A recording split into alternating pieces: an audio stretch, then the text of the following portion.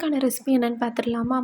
இன்றைக்கி நான் என்ன ரெசிபின்னு சொன்னாலே பார்க்குறதுக்கு முன்னாடி உங்களுக்கே தெரிஞ்சிருக்கும். பாவக்காய் தான். கண்டிப்பாக யாருக்கும் பிடிக்காது. பார்த்தோன்னே ஓடிடுவீங்க. பாவக்காவை விரும்பி சாப்பிட்றவங்களும் ஒரு சிலர் இருக்காங்க. இதை இன்றைக்கி எல்லாருக்கும் பிடிக்கிற மாதிரி எப்படி பண்ணலான்னு பார்க்கலாமா? அதுக்கு ஃபஸ்ட்டு பாவக்காவை நல்லா ஓரளவு தோல் சீவிக்கோங்க. ரொம்ப சீவ தேவையில்ல. லைட்டாக ரொம்ப முள்ளாக இருக்கிறத மட்டும் கட் பண்ணி எடுத்துக்கோங்க. கட் பண்ணிவிட்டு இந்த மாதிரி ரவுண்டாக நல்லா கட் பண்ணிக்கோங்க. இப்போ இதோட கசப்பு தானே எல்லாருக்கும் பிடிக்காம இருக்குது. ஸோ அந்த கசப்பையே நம்ம எடுத்துட்டா எப்படி எடுக்கலான்னு பார்க்கலாமா? அதுக்கு கல் உப்பை சேர்த்து நல்லா பாவக்காவை மிக்ஸ் பண்ணி ஊற வச்சுக்கோங்க. ஊற வச்சிட்டிங்கன்னா அதோட கசப்பெல்லாம் ஓரளவு நல்லாவே குறைஞ்சிரும். இப்போ இந்த பாவக்காய் ஒரு 1/2 அன் ஹவர் நல்லா ஊறுச்சுன்னா அதுக்கப்புறம் பார்த்திங்கன்னா அதில் அந்த தண்ணி மாதிரி விட்டுருக்கும் அந்த உப்போடு சேர்ந்து. அதுதான் அதோட கசப்பு. அதை நல்லா வடிகட்டி எடுத்துக்கோங்க.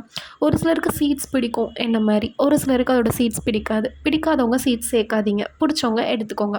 இப்போ இதை நம்ம மிக்ஸ் பண்ணி வைக்கிறதுக்கு நான் என்னென்ன எடுத்துருக்கிறேன்னா 2 ஸ்பூன் அரிசி மாவு, 2 ஸ்பூன் கடலை மாவு, 2 ஸ்பூன் சோள மாவு எடுத்திருக்கேன். மிளகா பொடி உங்களுக்கு தேவையான அளவு, உப்பு, கொஞ்சோண்டு கருவேப்பிலை, இது எல்லாத்தையும் சேர்த்து நல்லா மிக்ஸ் பண்ணிக்கோங்க. மிக்ஸ் பண்ணிவிட்டு நான் இதை டீப் ஃப்ரைலாம் பண்ண போகிறது இல்லைங்க, தவா ஃப்ரை தான் பண்ண போகிறேன். இதே மாதிரியே நீங்களும் பண்ணிக்கோங்க. இதுக்கு கொஞ்சம் ஆயில் கூட விட்டுக்கோங்க. ஏன்னா அதோட கசப்பு ஓரளவு தான் நம்ம போயிருக்கோம், இன்னும் கொஞ்சம் நல்லா போகணும்ல. இதை நீங்கள் வேக வச்சு எடுத்திங்கன்னா இன்னமும் நல்லா போகும். அதோட சேர்ந்து அதோட சத்தும் போயிடும். அதனால தான் நான் வேக வைக்காமல் இப்படி பண்ணுறேன். இப்போ இந்த பேனில் நான் நல்லெண்ணெய் தான் ஊற்றிருக்கேன். கொஞ்சம் நிறையாவே ஊற்றிருக்கேன். ஊற்றிட்டு இந்த பாவக்காய் எல்லாத்தையும் நான் அதில் போட்டுக்கிறேன். அடுப்பு முக்கியமாக லோ ஃப்ளேமில் தாங்க இருக்கணும். அதை கண்டிப்பாக மறந்துடாதீங்க. பாவக்காய் இந்த மாதிரி போட்டு நல்லா ஸ்ப்ரெட் பண்ணி விட்டுக்கோங்க.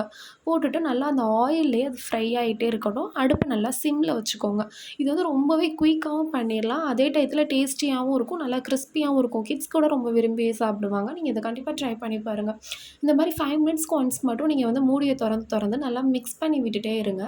பாவக்காய் இந்த அளவுக்கு நல்லா கிறிஸ்பியாக வந்துடும். நம்ம அதில் அரிசி மாவு சேர்த்துருக்கறனால ரொம்பவே கிறிஸ்பியாக வருங்க. பார்த்திங்களா, இந்த மாதிரி உதிரியாக ரொம்ப கிறிஸ்பியாக இருக்கும். வெளியில் ஃபுல்லாக ரொம்ப மொறுன்னு இருக்கும். இதுவும் உண்மையாகவே ரொம்ப மொறுன்னு வந்துச்சு. நான் சொன்ன இதே பக்குவத்துக்கு நீங்கள் ட்ரை பண்ணி பாருங்கள். கசப்பும் ரொம்பவே கம்மியாக இருக்கும். டேஸ்ட்டும் அதே டயத்தில் நல்லாயிருக்கும். இந்த ஸ்டேஜ் இதுக்கு போதுமானது. நீங்கள் 5 மினிட்ஸ் வச்சு நல்லா கிளறி விட்டு இறக்கிட்டிங்கன்னா இந்த மாதிரி வந்துடும். ரொம்பவே டேஸ்டி அண்ட் ஹெல்த்தியான பாவக்காய் ஃப்ரை ரெடி ஆயிடுச்சு. கண்டிப்பாக நீங்கள் வீட்டில் ட்ரை பண்ணி பாருங்கள். கிட்ஸுக்கு கண்டிப்பாக இருக்கும்போதே கொடுத்து பழக ஆரம்பிங்க. ஏன்னா இதில் அவ்வளோ ஹெல்த் பெனிஃபிட்ஸ் இருக்குங்க. பெரியவங்கள்லேருந்து சின்ன குழந்தைங்களுக்கு வர இது ரொம்பவே நல்லது. கண்டிப்பாக வீட்டில் ட்ரை பண்ணி பாருங்கள். தேங்க்யூ.